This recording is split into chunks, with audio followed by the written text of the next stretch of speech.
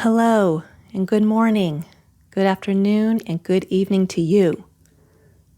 Wherever you are in this world, I wish you well. Welcome to another episode of the Sacred Raven podcast. Grab yourself a nice cup of tea and let's get cozy. I sat at lunch today with a couple of my closest friends, Kelly and Kat. I've known Kelly for almost a decade, and I've known Kat for 4 years. And yet, it was their first time meeting each other. The three of us are not sure why it took so long for the two of them to meet. After all, we are like-minded, spiritually inclined, and have much in common. Chalk it up to divine timing, I suppose, because time has a funny way of working things out. For several days, I had no idea what I was going to discuss for this episode. I tried, with a bit of difficulty, not to stress too hard about it.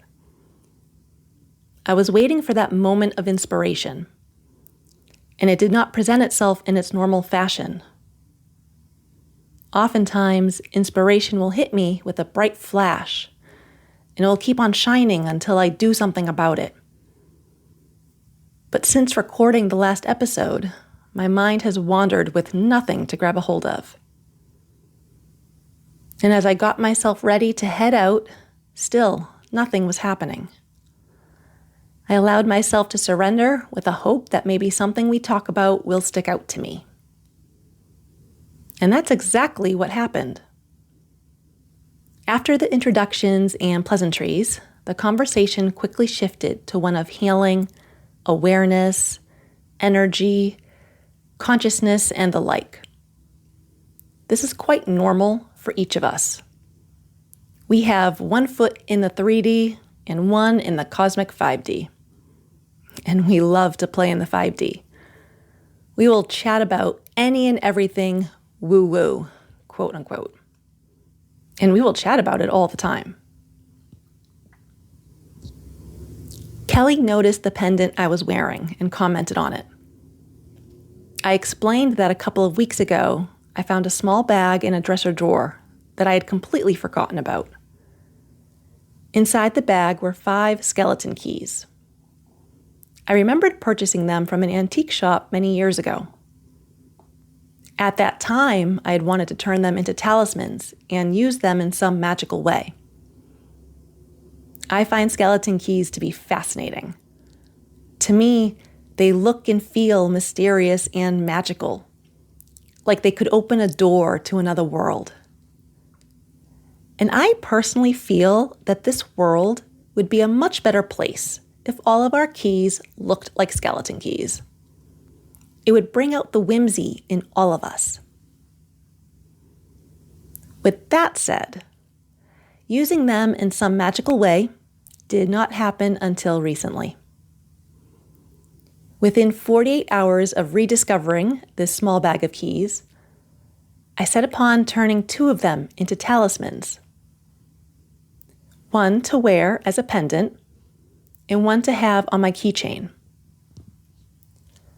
The intention I placed upon each of them will open doors for me that were previously hidden or closed. These talismans will help to usher in new opportunities for me to step into and embrace. All of which, of course, would be for my highest and best. After explaining the key around my neck and the other on my keychain, I touched upon how each of us were in that hallway. If you've been there, you know what I'm talking about. It's that moment in life when your life itself is shifting. You're undergoing a transformation of some kind, and it has led to a door or two closing. On some level, an old version of yourself has ended, but that new door to your new life and new version of yourself has yet to present itself, let alone open up. And so you find yourself in a hallway, the in-between. And it's in this hallway that growth tends to happen more quickly and at times, forcibly. Things within and around you are in flux. You don't know what's going on, what's going to happen, where you're going, and how you're even getting there. And if the hallway is long enough, you may find yourself questioning what your purpose even is. Depending on how quickly you adjust, pivot, and adapt to change can determine what your hallway is like and what experiences you may encounter. And as I was sitting across from them, I felt that flash. I looked at Kelly and Kat, and very quickly the inner workings of my own life, and realized how each of us were in our own hallways at the same time. And that hadn't happened before. There were times when my life was shifting, but theirs was still in flow. And then mine would be in flow, and one of their lives would shift. The timing of our hallways hadn't lined up until recently.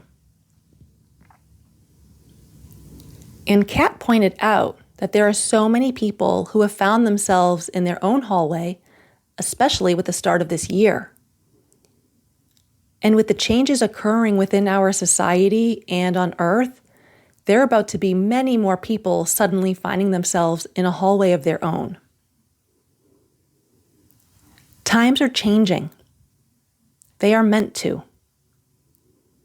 The old systems and ways of living are dying away. We cannot, as a species, evolve if we don't flow with change.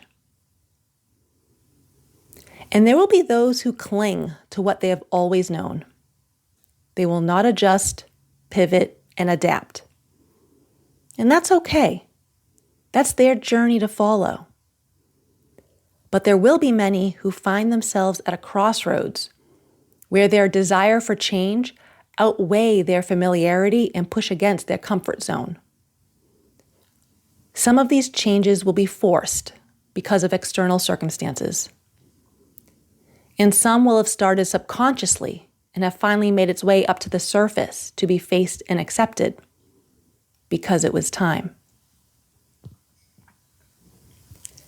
There's a quote by Mandy Hale that summarizes that exact experience beautifully. She said, "Realize that if a door closed, it's because what was behind it wasn't meant for you. Now that a door is closed, the hallway can begin if you just turn around." And let me ask you, will you turn around and move forward? Or will you choose to keep banging on a closed door, hoping that it reopens? If you choose to face the hallway, what do you imagine you'll learn as you walk down it? Well, that depends entirely on you. You could learn what it really means to love yourself. You could learn what it is you actually want to do with your life. You could learn that some people were only meant to be in your life for a season and not for a lifetime. You could learn that you are safe within the darkness of the unknown. And you'll most probably learn how to be patient. Because if anything, the hallway will test your patience and your resolve. And that's not a bad thing, because those are two wonderful virtues to behold. Traversing the hallway doesn't have to be difficult. Caroline Myss describes how you can navigate the hallway more easily. She said, "Just let go. Let go of how you thought your life should be, and embrace the life that is trying to work its way into your consciousness." While walking down the hallway, you will be asked to surrender. Surrender your control of how you think things should be, how you think things should go, and the type of things you should and should not do, just to name a few examples.